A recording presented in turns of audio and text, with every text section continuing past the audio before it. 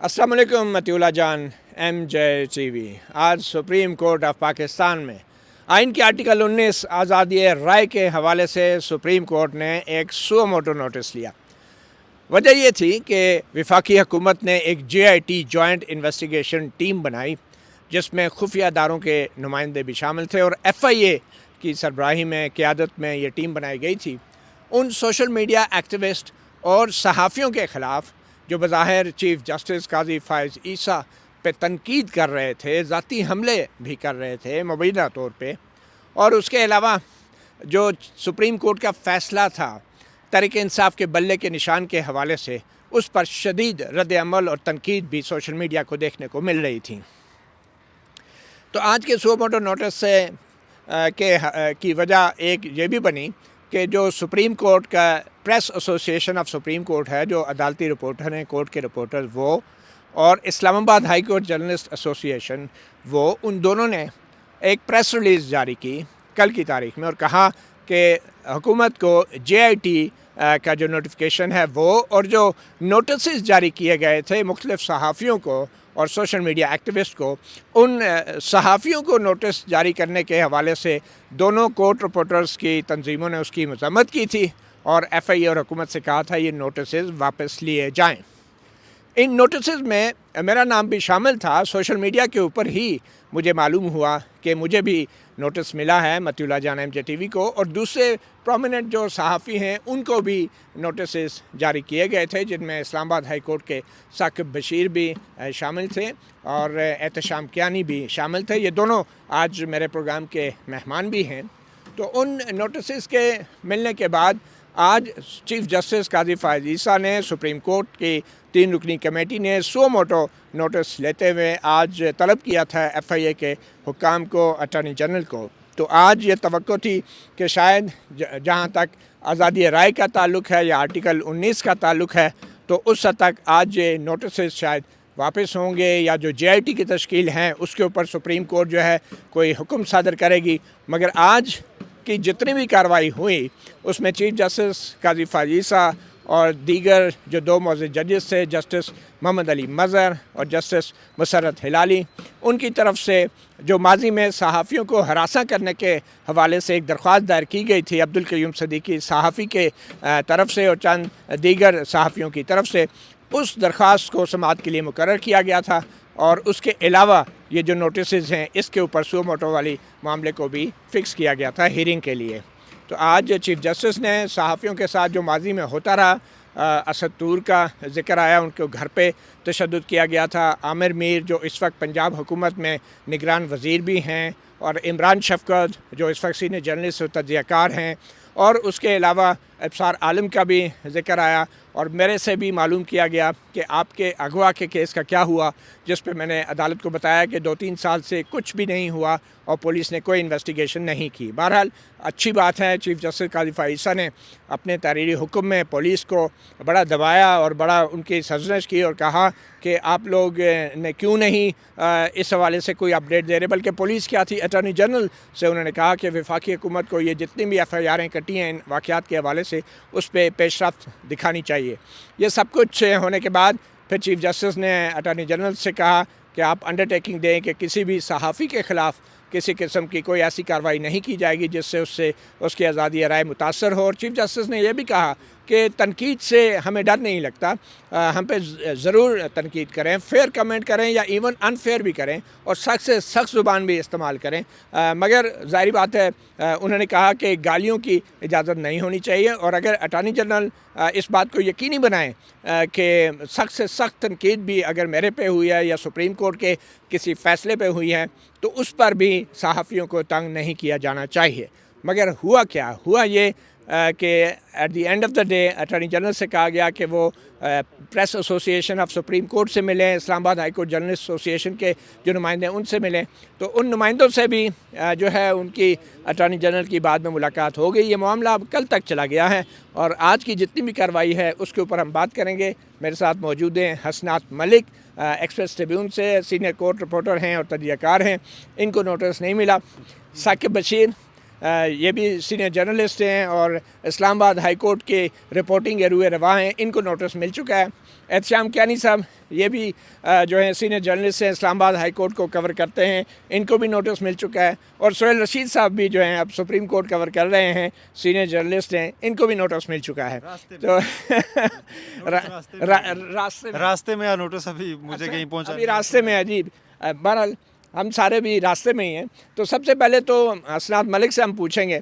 हसनात मलिक साहब, क्या लगता है आपको आज की कार्रवाई से? जो तवक्कुआत थी कि मालूम नहीं JIT के ऊपर सवाल उठ जाएंगे कि JIT कैसे बन गई है, तो आप आज सारी कार्रवाई को देखने के बाद आपको क्या लगता है कि ऐसी क्या तवक्को थी जो पूरी नहीं हुई सहाफ़ियों की? और आपको क्या लगता है कि अब अटॉर्नी जनरल से भी आज हमारे सहाफ़ती नुमाइंदों की मुलाकात हुई है, उस मुलाकात के बाद आपको क्या लग रहा है कि ये सारा मामला है क्या? देखें, हालात जो सूरत हाल है वो बड़ी मायूस कुन है। एक तो ये देखा, हम सोच रहे थे कि मे बी JIT पे सुप्रीम कोर्ट भी बात करे कि ये JIT क्या है, किस कानून के तहत बनी है, इसकी लीगलिटी क्या है। क्योंकि माजी में भी जस्टिस काजी फैसला JIT की कॉन्स्टिट्यूशन जब पनामा में हुई उस पर भी बाद में उन्होंने सवालात उठाए थे कि JIT का कंसेप्ट कहाँ से आता है। तो लेकिन जो आज की हियरिंग चली, बड़ी टैक्सफुली हियरिंग थी। एक चलाया गया कि जो माजी के मामलात थे, जो पिछली इस्टेब्लिशमेंट के साथ जो कुछ सहाफ़ियों के साथ किया, वो उस पर जवाब मांगा गया। और जो मौजूदा हालात में जो इस वक्त जो चीज़ें चल रही हैं, 13 जनवरी के आर्डर की बुनियाद बना के जो JIT बनी और जो नोटिस 40 के करीब सहाफ़ियों को मौसूल हुई हैं, उस पर बज़ाहिर ये लगा कि सुप्रीम कोर्ट बड़ी मोहतात है और वो इंडोर्स कर रही है JIT को। क्योंकि JIT के आर्डर ये कहा गया, कुछ एक दोस्त ने कहा चीफ जस्टिस काजी फैसला को कि JIT के जो नोटिस है ये 2 दिन के लिए सस्पेंड कर दें। उन्होंने कहा जी हमने कुछ नहीं करना, अंडर अटॉर्नी जनरल अंडरटेकिंग दें, अटॉर्नी जनरल के पास जाएं। तो जो JIT के हवाले से चीफ जस्टिस काजी फैसला का रवैया था, उससे तो यही लगा कि JIT की इंडोर्समेंट सुप्रीम कोर्ट से हो जाएगी। और ये इतना इसका मेरा ख्याल है कि JIT का बनना और JIT का मौजूद रहना, इसमें मेरा ख्याल है पाकिस्तान में फ्रीडम ऑफ स्पीच जो है अंडर थ्रेट है। जब तक JIT रहेगी, अगर नाम कुछ इंडिविजुअल के निकल जाएंगे, नहीं चलेंगे फैक्ट हैं इसके। अगर मैं ये कहूँ कि कुछ रिटायर्ड जजेस की कमेटी एक हुकूमत बना देती है कि वो सुबह से लेके शाम तक कोर्ट रूम में बैठेगी और देखेगी जजेस के कंडक्ट के बारे में, और उस पर रिपोर्ट देगी कि कोई जज, और उसके फैसले भी देखेगी माजी के 3-4 महीनों के ये से कि मिसकंडक्ट कर रहा है, तो देखेंगे कि जजेस कितने मोहतात होंगे। इसके चिलिंग इफेक्ट हैं। अब सहाफ़ी जो मुस्बत रिपोर्टिंग है उससे भी इजतनाब करेंगे, डरेंगे, अपनी इज़्ज़त बचाएंगे कि यार ये अब इस काम में क्यों पड़ना है कि जी हमें नोटिस।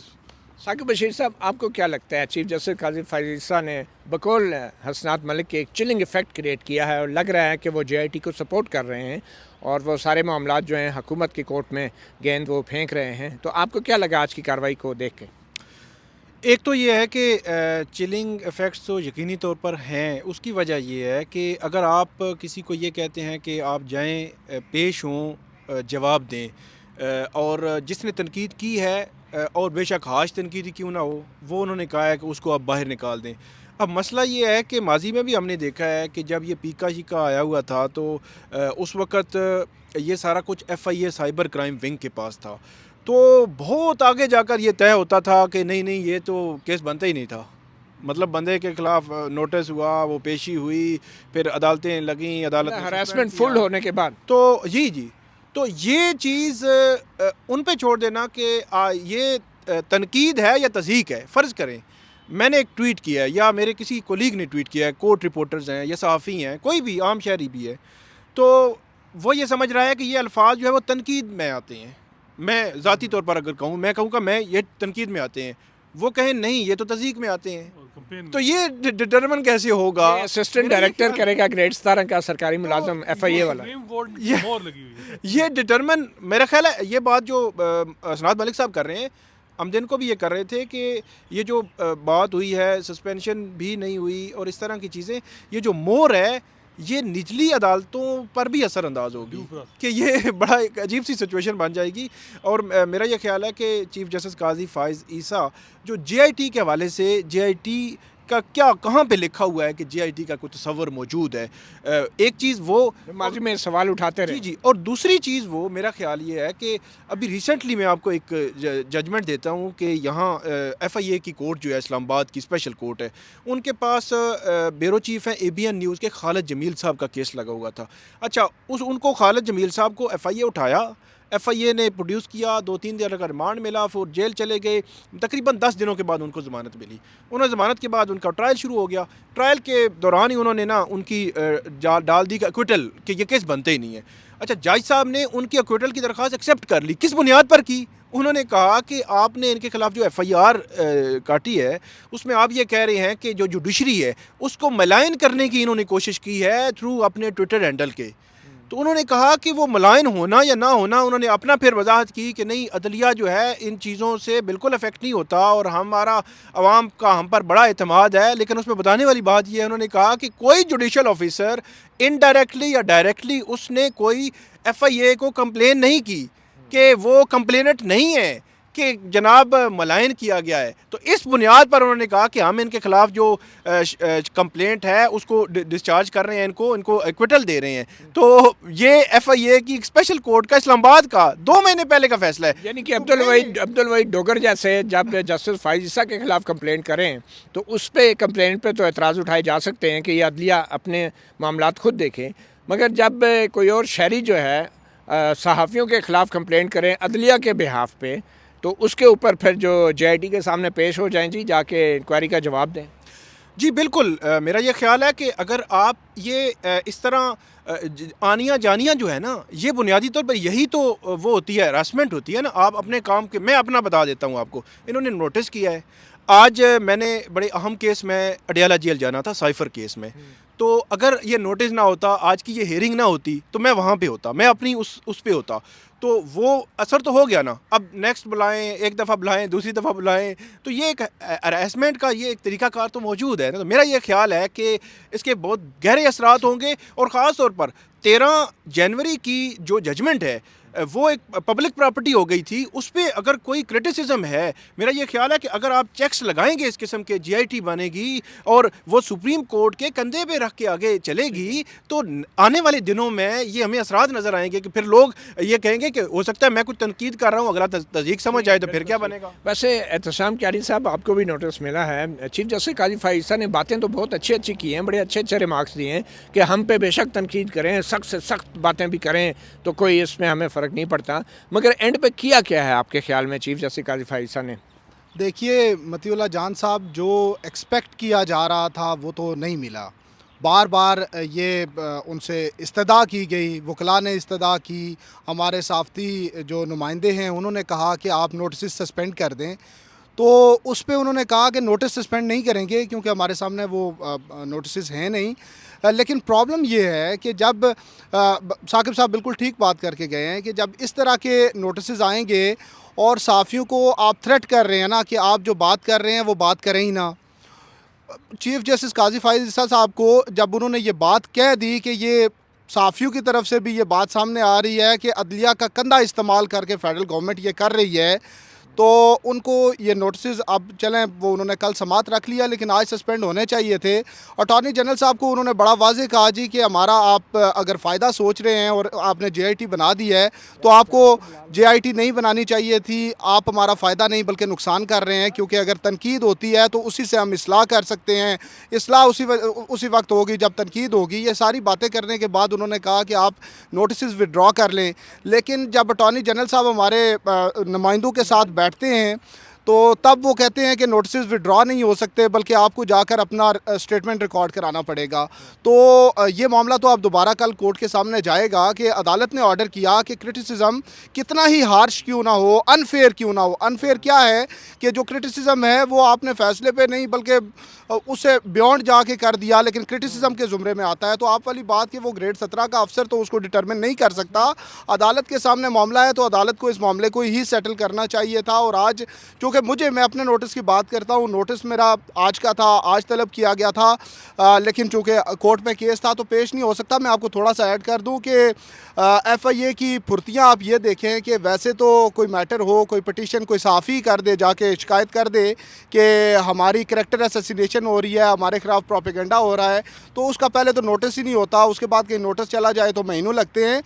एक ही दिन में नोटिस, इतवार वाले दिन सुबह मेरे गाँव में नोटिस पहुँच गया जी। तो ये फुर्तियाँ हैं। तो आप अदालत को इस मामले को देखना चाहिए कि आज़ादी सहाफ़त इस मुल्क में प्रोटेक्ट इसी कोर्ट ने करनी है, अदालतों ने ही सहाफ़त की आज़ादी को यकीनी बनाना है। अच्छा, सोहेल रशीद साहब, आपको भी नोटिस मिला है। आज जब सुप्रीम कोर्ट की कार्रवाई ख़त्म हुई तो जो press association of supreme court है, Islamabad high court journalist association है, उससे कहा गया कि अटॉर्नी जनरल से मुलाकात कर लें। तो अटॉर्नी जनरल की मुलाकात करने के बाद जो हमारे नुमाइंदे हैं, उन्होंने वापस आके अपने अरकान को क्या एतमाद में लिया, क्या हुआ क्या अटॉर्नी जनरल की मीटिंग में? देखिए, अटॉर्नी जनरल की मीटिंग में बेसिकली उन्होंने ये डिमांड की थी कि जितने जर्नलिस्ट हैं उन सब के ख़िलाफ़ आप जो नोटिस हैं उनके विड्रॉल की तरफ आप जाएं। उस पे फिर अटॉर्नी जनरल चूँकि वहाँ पे खुद बैठे थे, तो अटॉर्नी जनरल, मैं ज़ाती तौर पे तो ये समझता हूँ कि खुद से तो वो कमिट नहीं कर सकते थे, ज़ाहिर है वो बात करेंगे। उन्होंने कहा जी अब एक कार्रवाई खुली हुई है तो उसको बंद करने का भी एक तरीका होता है, तो ऐसे नहीं हो सकता कि मैं आपको यहीं पे कहूँ कि विड्रा हो गए हैं, तो ये नहीं हो सकता। तो इस हद तक तो उन्होंने उस वक्त ये कहा था, लेकिन वो अभी बातचीत जारी है, चल रही है, वो फाइनल नहीं है कि जर्नलिस्ट की हद तक। चूँकि चीफ जस्टिस ने ये तो वाज़ेह किया है कि अगर साफ़ियों को महज तनकीद पे नोटिस किए गए हैं, चाहे वो अनफेयर तनकीद भी है, तो उसको आप नहीं रखेंगे। अब मेरे नोटिस की आपने बात की, वो अभी तक मुझे रिसीव हुआ नहीं है। सोर्सेज से कंफर्म हुआ है कि डिस्पैच हुआ है, लेकिन मुझे मिला नहीं। मैं किसी हद तक एक्साइटेड भी था, देखना चाहता था कि मैंने क्या किया है, क्योंकि मैंने अपना सारा जायज़ा लिया था, तो कहीं भी अनफेयर उसमें तो गया भी नहीं हुआ था। बल्कि मैं काफ़ी दोस्तों से लड़ाइयाँ बोल रहा था कि यार आप तनकीद करते हैं तो थोड़ा सा तहज़ीब में रह के करें, और कई लोगों को मैं कह रहा था कि यार ट्वीट्स आप ना इसको डिलीट कर दें, ये JIT बनने से पहले की बात है। बाद में तो खैर मामला ओपन हो गया। तो उसके बाद आप जब अगर एक कोर्ट रिपोर्टर है जिसकी एक डेली कोर्ट के सामने मौजूद होता है, कोर्ट को अगर कोई कंप्लेन हो तो कोर्ट उसे कह भी सकती है, उसे बता भी सकती है। अच्छा, तर्जुमान है सुप्रीम कोर्ट के, वो कई बार किसी खबर के ऊपर वजाहत भी दे देते हैं कि इस तबसरे के ऊपर भी। अच्छा, जो सोशल मीडिया चीज़ें वीलॉग्स हैं वो तक भी मॉनिटर होती हैं, ये भी हमें पता है। और कोर्ट से रजिस्ट्रार कंप्लेन भी कर सकते हैं किसी को कि जी इस बंदे ने हमारे साथ कुछ गलत किया है। कंटेम्प्ट ऑफ कोर्ट की प्रोसीडिंग भी मौजूद है। इन सारियों के होते हुए डेफिमेशन के लाज हैं, ये सारी चीज़ें होते हुए एक नोटिस FIA का आ जाना कि जी स्टेट आपके खिलाफ कंप्लेंट हो गई है, तो मेरा ख्याल है जो कोर्ट रिपोर्टर डेली यहाँ बैठता है तो उसको पहले कोर्ट को खुद ये प्रोटेक्ट ज़रूर करना पड़ेगा और करना चाहिए। और मैं अभी भी एक्सपेक्ट करता हूँ कि किया जाएगा भी कि कोर्ट रिपोर्टर जो है वो अगर रिपोर्ट कर रहा है और अगर फैसले की कोई असरात भी बता रहा है, इवन राय दे रहा है कि इस फैसले से ये चीज़ें माइनस हो जाएंगी, उसके एक पूरा नॉलेज में होती हैं चीज़ें कि फ़लाँ फ़ैसला है, फ़लाँ चीज़ें कोर्ट के सामने मौजूद हैं, ये गैर मौसर हो जाएंगी। या उसको थोड़ा सा लीगल नॉलेज होता है, उसे पता चलता है कि बैट का निशान छीन जाने से अब इसको मखसूस नशिस्तें नहीं मिलेंगी, ये पार्टी अब हुकूमत नहीं बना सकेगी, तो ये फैसला 8 फरवरी के इलेक्शन पे भी असरअंदाज हो सकता है। तो वो ये फैक्ट्स ही वो बयान कर रहा होता है, उसके ऊपर आकर क्रिमिनल कॉन्सिक्वेंसेस का उसे फेस करना पड़े तो अरेस्टमेंट मेरा ख्याल है ज़्यादा फैलती है। लेकिन अब चूँकि केस कल तक ही गया है, लंबी डेट नहीं पड़ी, तो मेरा ख्याल है हम सबको इतनी तो उम्मीद रखनी चाहिए कि इस केस में से अब कुछ ना कुछ निकलेगा। लार्जर पर्सपेक्टिव में ये केस खुल गया है, कोर्ट ने कहा कि सबको प्रोटेक्ट करेंगे। ठीक है। अच्छा, एक और अहम डेवलपमेंट ये भी सुनने को मिल रही है कि ये जो JIT का नया फैशन चल पड़ा है सहाफ़ियों के ख़िलाफ़, इस नए फैशन की इब्तदा जो अब सुप्रीम कोर्ट और जजों और उनके फ़ैसलों पर तनकीद की वजह से हुई है, तो अब ये सुना जा रहा है कि जो फ़ौजी इस्टेब्लिशमेंट है, जो मिलिट्री इस्टेब्लिशमेंट, उसकी तरफ से भी अब एक नई फ़हरिस्तें तैयार की जा रही हैं कि जो लोग इस्टेब्लिशमेंट को तनकीद करते हैं उनके ऊपर भी अब कोई JIT बनाने की तैयारी हो रही है। तो जिस बुनियाद को सुप्रीम कोर्ट जिस बुनियाद की आबियारी कर रही है, वो आगे जाके मीडिया के लिए उसके क्या डिज़ास्टर्स कॉन्सिक्वेंसेस होंगे। हसरत मलिक साहब, ये तो एक किस्म का एक रवायत बन जाएगी, एक नया कानून बन जाएगा, एक नई रजीम बन जाएगी मीडिया को कंट्रोल करने के लिए कि जजों पे तनकीद के हवाले से जो JIT बनी है, तो ये JIT तो अगर जजों पे तनकीद की बात हो सकती है तो वो भाई लोग तो कहेंगे कि भाई फिर तो हम पे भी जो तनकीद होती है वो भी नहीं होनी चाहिए, उनकी भी फ़हरिस्तें वो फिर JIT के सामने ले आएंगे। तो ये साफ़ी हज़रात जो हैं ये कहाँ कहाँ पेश होते रहेंगे, किन किन मामलात में? जी, बज़ाहिर तो यही लग रहा है कि रास्ता सुप्रीम कोर्ट ने कि जजेस की वजह से कहा गया कि JIT बन रही है, और आज सुप्रीम कोर्ट ने जो एक सर्द मोरी दिखाई कि जीआईटी पे कोई कंसर्न नहीं शो किया। एक्सपेक्ट ये किया जा रहा था कि चीफ जस्टिस काजी फैसला कहेंगे कि हम हुकूमत हमारी इतनी मेहरबान क्यों है। मेरे ख़िलाफ़ तो कंपेन जो है वो मई 2019 में हुई और पेड हुई, ऐसी ऐसी हुई कि जी जजेस को ऐसे लोगों को हायर किया गया और उनसे करवाई गई रिपोर्ट्स के जी जजेस को घसीट के जी फ़लाँ दुनिया में फ़लाँ किस मुल्क में था, उसकी बीवी और किसी ने करप्शन की तो उसको घसीटा गया और टारगेट जस्टिस काजी फैसला को किया गया। तो होना तो ये चाहिए कि या तो फिर 2019 से स्टार्ट करें और कौन कौन अवामिल थे जिनको जजेस, और फिर 13 जनवरी क्यों। इसमें तो सुप्रीम कोर्ट को भी मशकूक किया जा रहा है और बज़ाहिर ये लग रहा है कि कोई ऐसा डर है और कोई आगे फ्यूचर में भी होना है कि ताकि कोई सुप्रीम कोर्ट से कोई ऐसा काम, सुप्रीम कोर्ट में कोई ऐसी चीज़ आने वाली है या सुप्रीम कोर्ट ने ये जो किया है ताकि सुप्रीम कोर्ट के हवाले से हर कोई खामोश रहे और सुप्रीम कोर्ट कहीं प्रेजुडिस ना हो, कहीं किसी की आवाज़ सुन के और कोई फ़ैसला ऐसा ना हो कि कोई ऐसा कर दे जिससे जो पूरा माहौल बना हुआ है, जो एक पूरा नैरेटिव है या एक प्लान है, वो इफेक्ट ना हो। चले अच्छा, एक चीज़ तो जो सामने जो हमें दिख रही है वो है एक वफाकी काबीना की, निगरान वफाकी काबीना ने एक कमेटी बनाई है और वो कमेटी है 9 मई के वाक़यात के हवाले से। अब उस कमेटी का रोल क्या है, 9 मई के वाक़यात पे अब कमेटी बनाने की ज़रूरत क्यों पड़ी? आइनी तौर पे और कानूनी तौर पे 9 मई के हवाले से मुकदमात फ़ौजी अदालतों में भी चल रहे हैं और सिविल अदालतों में भी चल रहे हैं, तो एक काबीना की कमेटी क्या करेगी? अच्छा, आइन के मुताबिक जो आइन का आर्टिकल 17 है, कोई भी सियासी जमात अगर मुल्की सालमियत या मुल्की यकजहती के ख़िलाफ़ कोई साजिश करती है या उसके ख़िलाफ़ किसी गैर मुल्की ताकत का एजेंट बनती है तो उस पर पाबंदी लगाई जा सकती है और वो पाबंदी वफाकी हुकूमत यानी वफाकी काबीना करती है। अब निगरान हुकूमत की मुद्दत 8 फरवरी तक है, बल्कि 8 फरवरी के चंद दिन बाद जब तक हुकूमत नहीं बन जाती।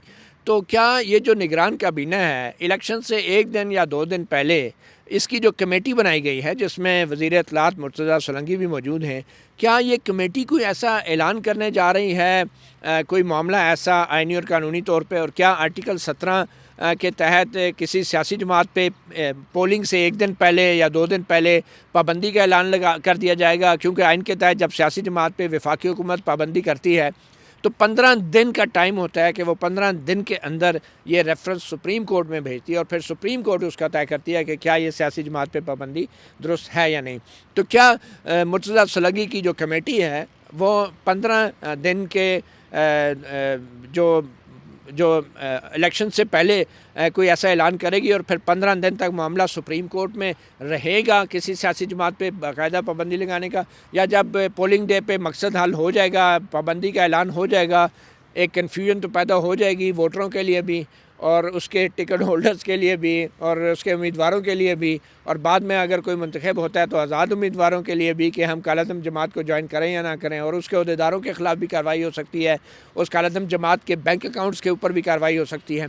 तो अगर इस तरह की कोई सूरत हाल पैदा होती है तो फिर यहाँ पे मामला तो सुप्रीम कोर्ट में आएगा ना। तो क्या कोई ऐसी सूरत हाल आप देख रहे हैं, आने वाले हालात कोई ज़्यादा गंभीर होंगे जिसकी तरफ आप भी इशारा कर रहे थे? देखें, ये अब इन्फॉर्मेशन मेरे पास तो नहीं कि ये क्या, लेकिन एक बात तो बड़ी वाज़ेह है कि 9 मई पे चीफ जस्टिस काजी फैसला भी बड़े टची हैं, जितने इदारे पाकिस्तान के टची हैं वो भी। और उन्होंने फैज़ाबाद धरना की जजमेंट में कोई बात भी नहीं थी, तो उन्होंने पहले पैराग्राफ में कह दिया था कि ये अगर फैज़ाबाद धरना की जजमेंट इम्प्लीमेंट हो जाती तो ये 9 मई जैसे वाक़यात ना होते। फिर उन्होंने एक ड्यूरिंग द हियरिंग कहा कि क्या बात है, हमले किए जिन्होंने इदारों पे वो इलेक्शन भी लड़ रहे हैं। तो जस्टिस काजी फैसला की पोजीशन 9 मई के हवाले से वो, और जो हम देख रहे हैं कि चाहे वो फ़ौजी अदालतों में सिविलियन ट्रायल का मामला, चाहे वो ख़वातीन जो पाबंद सलासिल हैं या जो एतजाज़ एहसन की पटिशन देखें, तो मुझे ये लग रहा है कि सुप्रीम कोर्ट चीफ जस्टिस काजी फैसला का भी कंसिस्टेंट व्यू है कि 9 मई के हवाले से वो बड़ा सेंसिटिव हैं कि ये बड़ा गलत हुआ है। अब इस बुनियाद पे जो आप कह रहे हैं इकदाम होगा, कुछ क्वाइट पॉसिबल है ये अगर बना ले लिया जाए। इम्कानात की बात है, क्योंकि कमेटी जो बनने का कोई बज़ाहिर कोई मकसद समझ नहीं आ रहा। मैं बताऊं कि 15 साल मुझे रिपोर्टिंग हो गए और आप भी 1996 से कर रहे हैं। मेरा ख्याल है कि 2005 के बाद शायद ही अदलिया और एग्जीक्यूटिव में इतनी लाइन और लेंथ नहीं थी जितनी अब है। अच्छा, इतनी लाइन और कोलैबोरेशन, मैं कह रहा हूँ कि इतना पुरसकून तरीके से, अच्छी बात है कि अदलिया को अपोजिशन का रोल हुकूमत का नहीं अदा करना चाहिए, लेकिन ये जिस तरीके से, अच्छा उसमें बार भी है 11 बजे 12 बजे बार ऐलान कहती है मुतालबा कि जी प्रूव करें जी जो तज़दीक अमीर जुमले और कंपेन चला रहे हैं जजीद के ख़िलाफ़, हालांकि कोई नहीं था। 13 जनवरी पे फेयर क्रिटिसिज्म था। 2 घंटे बाद JIT की रिपोर्ट आ जाती है। आज सुप्रीम कोर्ट ने उस पर कहा कि हम कुछ नहीं कहेंगे, अटॉर्नी जनरल अंडरटेकिंग दे। तो ये क्या इशारे किस तरफ जा रहे हैं? और मेरा ख्याल है कि जब तक JIT है freedom of speech under threat है। और मुझे जो लग रहा है कि इस वक्त हुकूमत और सुप्रीम कोर्ट मीन्स यहाँ चीफ जस्टिस होता है, वो 9 मई पे मामले पे 9 मई में जो कुछ हुआ उनमें उनकी सोच एक है। और ये बहुत बड़ी सक्सेस है पाकिस्तान के इदारों की कि पहली दफ़ा पाकिस्तान की इस इमारत में एक ऐसा यानी वहाँ एक सोच है जो उनके साथ अमांग है। चलें, आईनी इदारों की और इदारों की जी 9 मई के हवाले से मैं तो अच्छा, एहसाम यानी साहब कैसे देख रहे हैं आप हमारी जो press association of supreme court है, Islamabad high court journalist association है, उसने बड़ी बरवक्त रद्द-ए-अमल दिया, मज़म्मत भी की और बड़ी मुस्तैदी के साथ ये मामला टेकअप किया और उन्हीं की वजह से ये मामला सुप्रीम कोर्ट में भी टेकअप हुआ। मगर आपके ख्याल में अब क्या होना चाहिए? आज की कार्रवाई के बाद आपको लगता है कि कोई उम्मीद है कि चीफ जस्टिस जो हैं और सुप्रीम कोर्ट जो हैं वो ये जो चिलिंग इफ़ेक्ट क्रिएट होने जा रहा है, एक अनप्रेसिडेंटेड मीडिया के लिए एक तूफ़ान बर्पा होने जा रहा है, ये इस तूफ़ान को रोक पाएगी सुप्रीम कोर्ट? देखिए मतीउल्लाह जान साहब, मैं अभी तो स्पेसिफ़िकली सहाफ़ियों की हद तक कहता हूँ कि सहाफ़ियों से मुताल्लिक़ इस तरह के नोटिस करके क्या ये करना क्या चाह रहे हैं? ये थ्रेटन करना चाह रहे हैं, डरा रहे हैं लोगों को कि आगे इलेक्शन आ रहे हैं और उससे पहले जो कुछ हो रहा है आजकल, जो कार्रवाइयाँ की जा रही हैं और उनको उनका ब्लैकआउट है, वो दिखाई भी नहीं जा सकती। जो उन पे ट्वीट्स करते हैं उनके लिए भी थ्रेटनिंग, वो सारी सूरत-ए-हाल चल रही है। तो सुप्रीम कोर्ट में इस तरह का मैटर आ जाना, क्योंकि अब सुप्रीम कोर्ट ने ही नोटिस लिया है तो इनको एक बार सेटल करना चाहिए, क्योंकि जब इन्होंने कहा है कि सहाफ़ियों की प्रोटेक्शन जो है उसको हम यकीनी बनाएंगे कि सहाफ़ी प्रोटेक्टेड हों, वो जो भी लिखना चाहें, वो जो भी तनकीद करना चाहें, तो इस बात की प्रोटेक्शन तो तभी होगी जब आप ये सारे नोटिस जो हैं इनको आप विड्रॉ करेंगे और ये साथ इस पे ये कहेंगे कि आप केस टू केस देख लें कि जो कोर्ट रिपोर्टर्स हैं वहाँ से शुरू करें। कोर्ट रिपोर्टर्स के जो ट्वीट्स हैं उनमें क्या है? उनमें क्रिटिसिज्म है। उनमें क्रिटिसिज्म किस बुनियाद पे है? क्योंकि डाइवर्सिफाई करके जब देख रहे होते हैं चीज़ों को कि इससे पहले यहाँ पे आपके सियासी रहनुमा बैठ के टेलीविज़न स्क्रीन्स पे बैठ के कहते हैं कि ये 8 फरवरी से पहले आप बल्ला ले लिया जाएगा तहरीक इंसाफ से। आप देखें ना, ये चीज़ों की बहुत सारी कड़ियाँ मिल रही होती हैं। तो सुप्रीम कोर्ट से ये फ़ैसला आना, तो उसके बाद हीट ऑफ द मोमेंट में बहुत सारे लोग आप उनको क्यों, किस तरह आप उनको मेलाफिडी उनकी कैसे देख सकते हैं? शायद उन्होंने बोनाफिडी में ये इस तरह की बात लिख दी हो। आज क्यानी साहब, आज चीफ जस्टिस ने बड़े अच्छे ऑर्डर भी जारी किए हैं। असदूर की भी इन्वेस्टिगेशन का ऑर्डर दे दिया है। अब होपफुली बंदे भी फ़ौरन पकड़े जाएंगे 8 फरवरी से पहले। और इसी तरह अबसार आलम पे गोली के वाक़े की भी आज जिक्र हो गया। आज मैंने खुद अरशद शरीफ का भी जिक्र कर दिया। तो ये अच्छे अहकामात भी तो लिखवा दिए ना चीफ जस्टिस काजी फैसल जान साहब। वो बार बार कहते हैं कि माजी में जो हुआ वो गलतियां हमें तस्लीम करनी चाहिए, उन्हें एक्सेप्ट करेंगे तो फिर हम आगे बढ़ सकेंगे। लेकिन उनको ये भी समझना चाहिए कि उनके दौर में जो चीज़ें हो रही हैं उनको भी उन्होंने जिस तरह माजी का अजाला करने की कोशिश कर रहे हैं। मैं भी शायद मुझे पता नहीं आप किस ट्वीट पे या किस मटेरियल पे आया है, लेकिन मैंने यही लिखा था कि आप भुट्टो के अदालती कत्ल का अजाला करना चाहते हैं तो आपको अभी जो आप हाल में कर रहे हैं उसको भी आपको मद्देनज़र रखना चाहिए। तो यही बात है। आज भी उन्होंने कहा जी माजी में बड़ा गलत हुआ, तशद्दुद होता रहा, आज तो नोटिस हो रहा है। ये भी साथ उन्होंने कहा है कि माजी में तशद्दुद होता था, आज नोटिस किए हैं। तो कुछ नहीं है। देखिए ये जो अच्छे फ़ैसले आज किए हैं चीफ जस्टिस फाइसा ने, जो 4 वाक़यात में आमिर मीर, इमरान शफ़क़त, अबसार आलम और ये जो असदूर और मेरे हवाले से जो हुक्म लिखवाया है, ये तो बहुत बड़ी डेवलपमेंट है। 3 साल बाद इतना ज़बरदस्त हुक्म, और अब तो 8 फरवरी से पहले इस पर अमल भी हो जाएगा, बंदे भी पकड़े जाएंगे। हाँ, देखें गुड तालिबान और बैड तालिबान का कंसेप्ट तो सुना था ये, लेकिन गुड जर्नलिस्ट और बैड जर्नलिस्ट का कंसेप्ट अब बज़ाहिर ये लग रहा है कि ये आ रहा है। और जो जर्नलिस्ट माजी में ज़ेर अताब रहे वो गुड जर्नलिस्ट थे, और जो अब हैं वो बज़ाहिर ये लग रहा है कि वो बैड जर्नलिस्ट होंगे, जो जिनको अभी नोटिस, हालांकि होना तो ये चाहिए कि सस्पेंड करें। ये ज़्यादा बड़ी हरासमेंट है जो 47 लोगों तो को। माजी में भी बैठ रहे और अब भी बैठ रहे। आप तो हमेशा वैसे बैठ ही रहे। तो ये देखें बड़ी अनफॉर्चुनेट है कि पोलराइजेशन इतनी मुझे माजी पे के गुनाहों पे भी माफ़ी मांग लेनी चाहिए। हाँ, वैसे आपको वो जो लफ्ज़ आपने इस्तेमाल किया था, मेरे ख्याल में हम आपको किसी क्या स्टेज में आपको क्या लगता है? नहीं वो आपको क्योंकि अब तो लगता है बड़े बड़े गुनाह हुए हमसे। नहीं वही मैं कह रहा हूँ कि ये जो हालात जो सूरत हाल बन रही है, तो मैं यही कह रहा हूँ कि अब सूरत हाल ऐसे है कि जज भी अपनी फेवरेट का जर्नलिस्ट चाहता है, और फेवरेट जर्नलिस्ट जो है जो जर्नलिस्ट है वो भी, उसका भी कोई फेवरेट जज है, और इसी तरह उसकी भी फेवरेट जमात है। हर एक की ये मैं देख रहा हूँ कि जिस तरह हम कहते थे कि जी हम ख्याल जज है सुप्रीम कोर्ट के, वो पीटीआई के साथ हैं, और उनके साथ कुछ हमारे कुछ सहाफ़ी भी दोस्त थे। तो ये तकसीम मुझे समझ नहीं आती कि सहाफ़ियों की क्या इनका कोई मिसअंडरस्टैंडिंग है? कोई सहाफ़ी भी ऐसे हैं जो अपना एजेंडा लेके चल रहे हैं इस सारी सूरत हाल में? देखें, मेरा ख़्याल है कि सहाफ़ी कुछ जो हैं वो बज़ाहिर ये लग रहा है कि माजी में भी हमने देखा कि जब आप एक जमात के साथ हैं तो वो यानी उनको सपोर्ट, अगर सुप्रीम कोर्ट से रिलीफ मिल रहा है या उनके मुखालफिन को रगड़ा लग रहा है, जिस तरह इफ्तिखार चौधरी के दौर में रहा है, तो हमने देखा कि बड़े सहाफ़ियों ने इफ्तिखार चौधरी को कहा कि कदम बढ़ाओ, हम तुम्हारे साथ हैं। लेकिन जो ही नून लीग की हुकूमत आई, थोड़ा बहुत उन्होंने क्वेश्चन किया, और जब रिटायरमेंट तो फिर उनको पूछने वाला कोई नहीं था। साकिब निसार के दौर में कहा यही जाता था कि पनामा में जी जो सहाफ़ी साथ थे साकिब निसार के, वो किधर गए।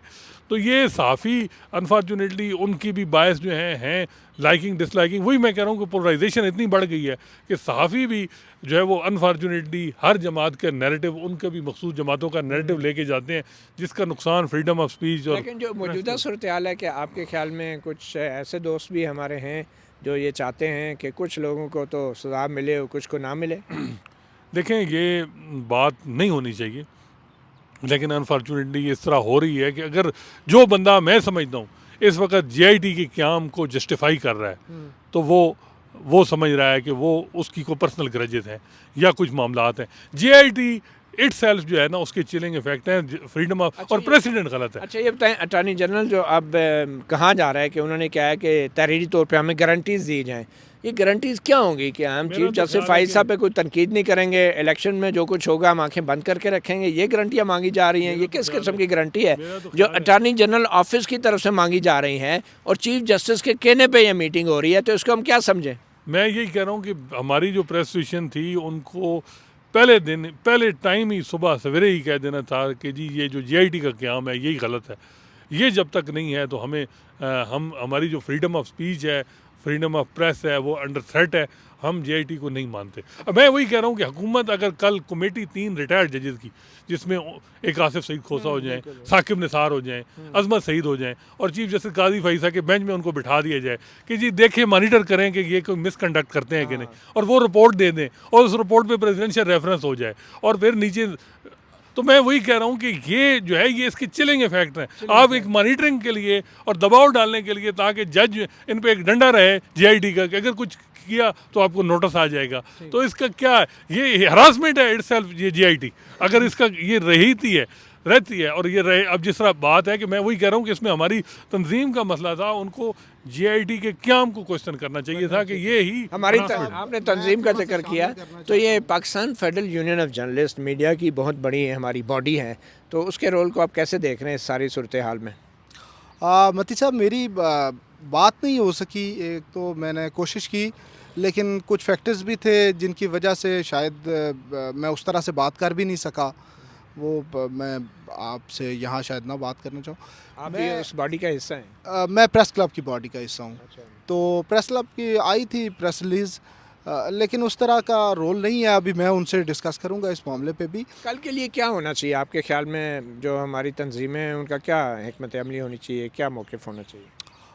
मैं कह रहा हूँ कि इस पे मैं डिस्कस करता हूँ। अभी उनका क्या पॉइंट ऑफ व्यू है, नहीं बात हो सकी। आप क्या रहेंगे? मैं थोड़ा सा ऐड करता हूँ कि ये नोटिस जो हैं ये पीका के तहत हैं। पीका की सेक्शन 20 बनती थी, जिस पे बड़ा डिटेल्ड आर्गूमेंट सुने गए, और जिन साफ़ियों को उस वक्त नोटिस हुए थे, अरशद शरीफ शहीद और मोहित पिरज़ादा और वो सब, तो उस वक्त चीफ जस्टिस अतर मिनल्ला थे हाई कोर्ट के। तो उन्होंने बड़ी वाज़ेह डिस्टिंक्शन ड्रॉ कर दी थी कि ये तरीका है साफ़ियों को, अगर आपने नोटिस करने हैं, ये सारा प्रोसेस होगा। तो उस वक्त उन्होंने ये भी कहा था कि बल्कि कानून भी यही है कि जब किसी भी शख्स को नोटिस होगा तो वो नेचुरल पर्सन उसका कंप्लेनेंट होगा। तो मैंने जब अपना नोटिस देखा तो उसमें नेम ऑफ कंप्लेनेंट जो था वो था सोर्स थ्रू स्टेट। तो बड़ी हैरान कुन बात है कि कोई सोर्स है जो वो स्टेट में डिस्क्लोज भी नहीं किया जा रहा, और उस पर आपके ख़िलाफ़ कंप्लेंट किया है पीका सेक्शन, मतलब बड़ा वाज़े उस वक्त हुआ। बहरहाल जी, मेरे ख्याल में अब चीज़ें मज़ीद और बड़ी बरवक्त जो है कानून की भी वजाहत करना होगी, और ऑब्वियसली आइन का आर्टिकल 19 का भी मामला है, और मगर आजकल तो कानून पे भी बड़ी सख्ती से अमल हो रहा है, और बल्ले का निशान भी उसी कानून पे सख्ती से अमल के हवाले से लिया गया। मगर एक बात तय है कि सहाफ़ी और ख़ास तौर पे कोर्ट रिपोर्टर्स अपनी ज़िम्मेदारियाँ निभाते रहेंगे, और 8 फरवरी के इलेक्शन जो होने जा रहे हैं, इससे पहले जो कुछ भी आज मीडिया के साथ हो रहा है तमाम इदारों की तरफ से, ये कोई नई बात नहीं है। 25 जुलाई 2018 के इलेक्शन से पहले भी बहुत कुछ सहाफ़ियों के साथ किया गया था, और फिर जो 25 जुलाई 2018 को हुआ वो भी एक तारीख़ का एक शर्मनाक दौर है हमारा, और अब भी सहाफ़ियों के साथ अगर वही कुछ हो रहा है तो फिर इसका ज़िम्मेदार कौन होगा, ये भी हमें बिल्कुल सामने वाज़े तौर पे नज़र आ जाएगा। मतीउल्लाह जान, MJ TV से इतना ही, इजाज़त दीजिए, अल्लाह हाफ़िज़।